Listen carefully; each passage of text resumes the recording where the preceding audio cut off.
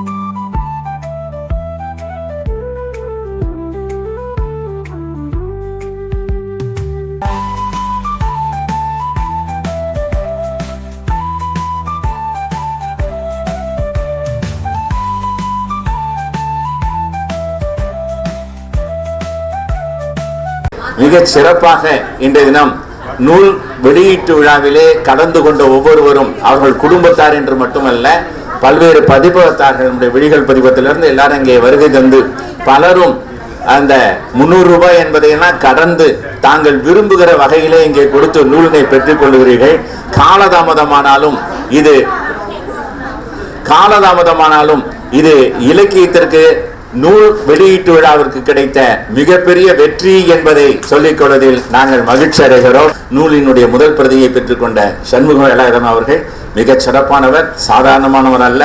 தன்னுடைய மகள் திருமணத்தையே சுப்பு ஆறுமுகம் அவருடைய வில்லுப்பாட்டு கச்சேரியோடு தமிழகத்தில் ஏன் உலகத்திலேயே வில்லுப்பாட்டு கச்சேரி வச்சு திருமணத்தை நடத்திய ஒரே பெருந்தகை நம்முடைய சண்முக வேலாயுதம் அவர்கள் தான் என்பது வரலாற்று செய்தி. அதாவது சுப்பு ஆறுமுகம் அவர் வில்லுப்பாட்டு எந்த திருமணங்களும் வைக்க மாட்டார். அவங்க நல்லா இருக்காங்க, அதனால சொல்லணும். மிகச்சிறப்பாக அவருடைய மகள் இருக்காங்க. வில்லுப்பாட்டினை தன்னுடைய இல்லத்திலே நடத்தியவர், மகள் திருமணத்தை நடத்தி வைத்த பெருமைக்குரியவர். விழா தலைவர் 75 திரைப்படங்களை வெற்றிகரமாக இயக்கி தொழிலில் நான் வெற்றி பெற்றுவிட்டேன், ஆனால் வாழ்க்கையில் நான் வெற்றி பெறவில்லை என்று ஒரு பேட்டியில் குறிப்பிட்டீர்கள். அது உண்மை அல்ல. நீங்கள் தொழிலில் வெற்றி பெற்றீர்கள், வாழ்க்கையில் வெற்றி பெற்றீர்கள், எங்களை போன்ற எல்லோருக்கும் வழிகாட்டியாக திகழ்கின்றீர்கள். ஆகையால்தான் உங்களுடைய முதலில் நாங்கள் வணங்கி மகிழ்கிறோம். தலைவர் SP முத்துராமையா அவர்களே, ஏனைய சான்றோர் பெருமக்களே, எதிர்க்கு சான்றோர் பெருமக்களே, உங்கள் அனைவரையும் வணங்கி மகிழ்கிறேன். காண அரங்கநாதன் அவர்கள் எனக்கு மிக நெருங்கிய நண்பர். இந்த இலக்கிய வட்டத்தை தோற்றுவித்து இதற்காக அரும்பாடுபட்டவர். அவர் விட்டு சென்ற பணியை தொட்டு முடிக்க மணிமேகலை அவர்கள் வந்துள்ளார்கள். அந்த இலக்கிய மரபுக்காக அவர் கவிதையை ஏற்றுள்ளார். அவர் 2 புத்தகங்கள் இன்றைக்கு வெளியிட்டார்கள். முதல் புத்தகம் பயணக்கட்டுரை. அந்த கட்டுரையெல்லாம் முகம் பத்திரிகை வந்ததுனாலே அதில் பற்றி அதிகம் குறிப்பிடவில்லை. 2வது புத்தகம் குற்றம் பார்த்தேன் என்ற புத்தகம், கவிதை புத்தகம். பல்வேறு அரங்குகளில் அவர் இயற்றிய கவிதைகளை பற்றி இங்கே கூறுகிறார். அந்த புத்தகத்தில் அவர் கிட்டத்தட்ட 100 கவிதை எழுதினார். அடுத்து 12 கவிதைகளை தன் கணவரை பற்றி இரங்கற்பாக்க குறிப்பிட்டுள்ளார். முதல் கவிதை இறைவனை தொட்டு வருகிறார்.